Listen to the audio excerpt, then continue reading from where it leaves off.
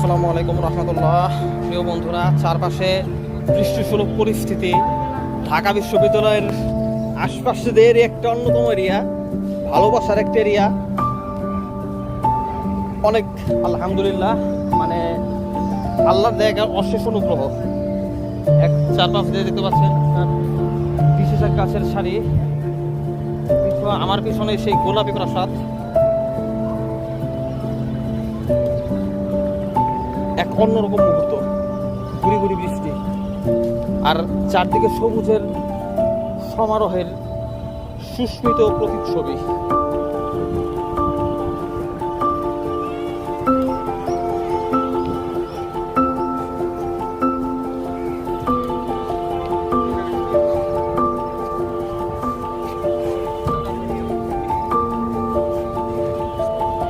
আল্লাহ হাফেজ।